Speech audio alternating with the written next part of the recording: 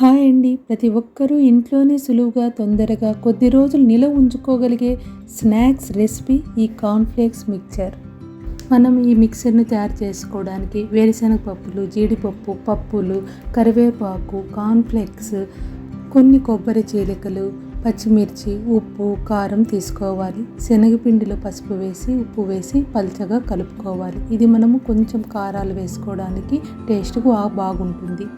నూనె బాగా వేడిగా ఉన్నప్పుడు మనం కలుపుకున్న పిండిని ఈ విధంగా బొరకలున్న గరిటెలో వేసుకోవడం వల్ల మనకు బూందీలాగా బాగా పడుతుంది.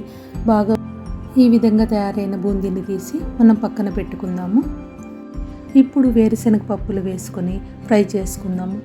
50% వేరుశనగ పప్పులు ఫ్రై అయిన తర్వాత పప్పులు వేసుకోవాలి. ఎందుకంటే ఇవి త్వరగా ఫ్రై అయిపోతాయి. చివరగా కొద్దిగా ఫ్రై అయిన వెంటనే తీసివేయాలి. ఎక్కువ ఫ్రై అవ్వాల్సిన అవసరం లేదు, లేదంటే నల్లగా మాడిపోతాయి. తడి లేకుండా ఉండే కరివేపాకును తీసుకొని మనము ఫ్రై చేసుకోవాలి. కరివేపాకు వేసిన వెంటనే కొంచెం చిటపటలాడుతుంది.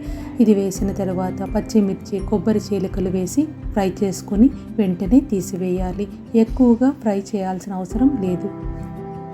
ఇక్కడ కొత్తగా తయారు చేసే వాళ్ళ కోసం చూపిస్తున్నాను. నూనె పూర్తిగా వేడెక్క ముందనే మనం కార్న్‌ఫ్లేక్స్ వేస్తే ఈ విధంగా పొంగకుండా వస్తాయి. ఖచ్చితంగా గట్టిగా ఉంటాయి. మనము ఎప్పుడు వేసినా కానీ నూనె బాగా ఫ్రై అయిన తర్వాత వేయాలి. ఇప్పుడు చూడండి, బాగా పొంగుతాయి. బాగా నూనె వేడిగా ఉంది. వేసిన వెంటనే పూర్తిగా పొంగి పైకి వస్తాయి. ఇది బాగా మనకు క్రిస్పీగా ఉంటాయి. టేస్ట్ కూడా బాగుంటాయి.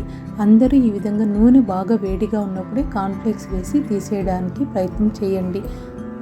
ప్రతిసారి నూనె వేడిగా ఉన్నప్పుడే వేసుకుంటూ ఉండాలి. కొద్ది కొద్దిగా వేసుకోవాలి. ఈ విధంగా తయారైన మిక్చర్లో మనము వేడిగా ఉన్నప్పుడే ఉప్పు, కారం కలిపి చల్లుతున్నాను. ఇది సరిపోతుంది. నేను ఇక్కడ ఎక్కువ మసాలాలు లేని మిక్చర్ను తయారు చేస్తున్నాను. మసాలా ఇంట్రెస్ట్ ఉన్న వాళ్ళు కావాలంటే మసాలా కూడా కలుపుకోవచ్చు. అంతేనండి. ఈ విధంగా తయారు చేసిన మిక్చరు పిల్లలకు స్నాక్స్గా పెట్టచ్చు. కొద్ది రోజులు నిలవ ఉంచుకోవచ్చు. ఈజీగా మనము తయారు చేసి పెట్టవచ్చును.